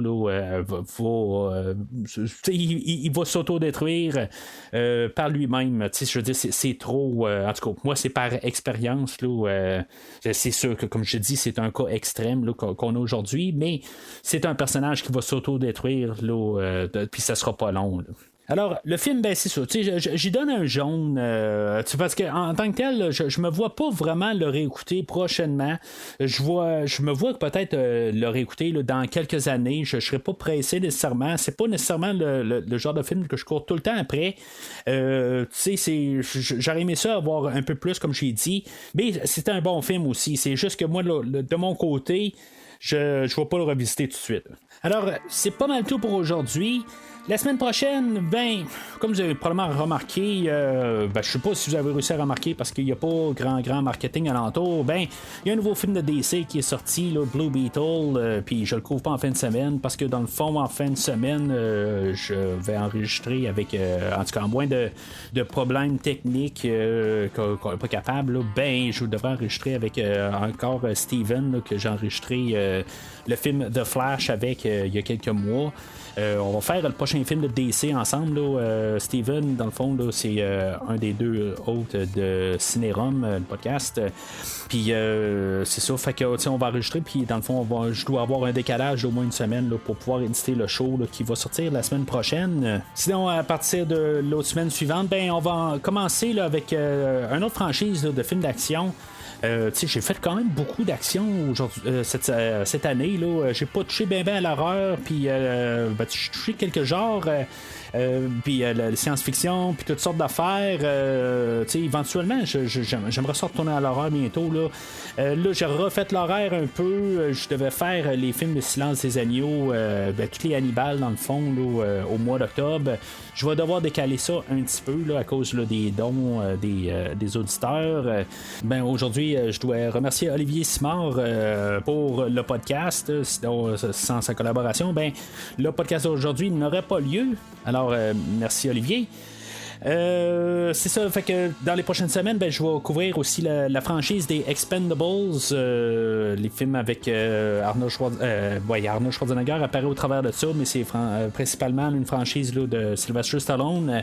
Et le 4e film, dans le fond, on a Jason Statham, il va prendre les rênes de la franchise, si je comprends bien. Là, dans le fond, le 4e film va être plus en mettant en vedette Jason Statham comme principal.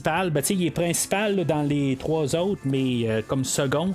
Puis, du coup, je sais pas exactement où est-ce que ça s'en va là, de la franchise. Est-ce que Stallone va être beaucoup impliqué dans le prochain film ou il est juste là comme caméo?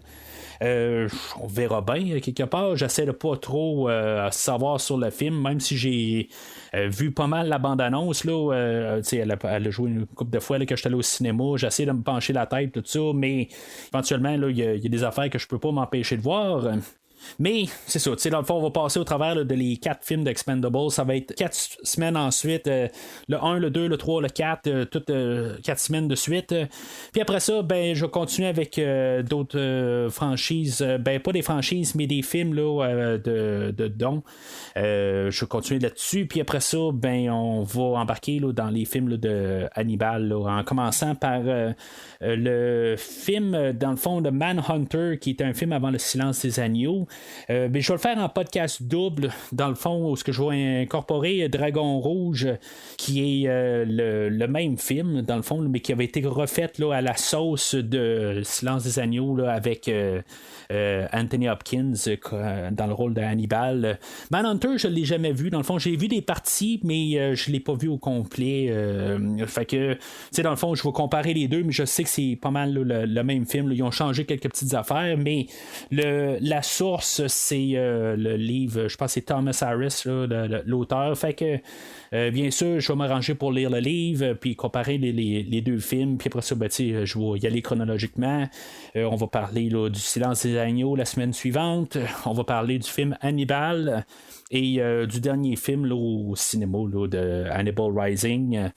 Fait que ça va être ça pour ça. Puis après ça, on verra bien qu'est-ce qui va se passer. Bien sûr, au travers de ça aussi, je suis en train d'oublier, là, il y a le nouveau film de Décadence qui a été reculé aussi là, d'un mois. Fait que tout ça force que je dois repousser là, la franchise là, des Hannibal.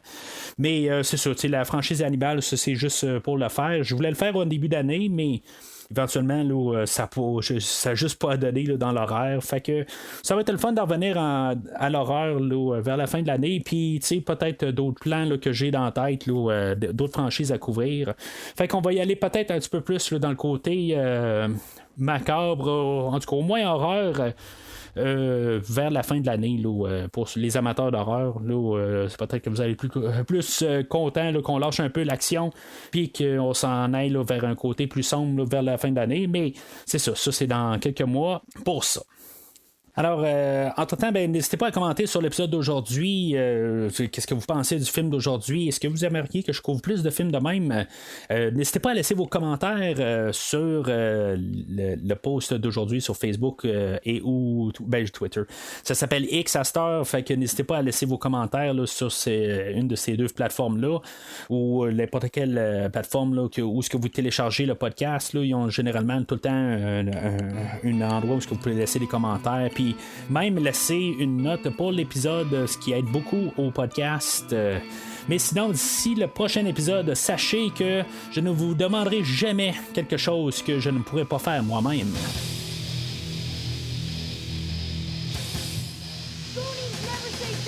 Merci d'avoir écouté cet épisode de Premier Visionnement. J'espère que vous vous êtes bien amusés. Je vous donne rendez-vous la semaine prochaine pour la couverture d'un autre film. Si vous voulez entre-temps regarder le catalogue complet du podcast et télécharger des épisodes passés, rendez-vous sur premiervisionnement.com. Vous pouvez aussi suivre le podcast sur plusieurs plateformes, dont Apple Podcasts, Spotify, Podbean, Google Podcasts, Amazon Music et YouTube. N'hésitez pas à donner une critique de 5 étoiles sur la plateforme de votre choix. Vous pouvez également suivre Premier Visionnement sur Facebook et Twitter pour rester informé de nouveaux épisodes. Premier Visionnement a besoin de votre aide pour grandir. Vous pouvez partager le podcast avec vos amis qui s'intéressent au cinéma de tout genre.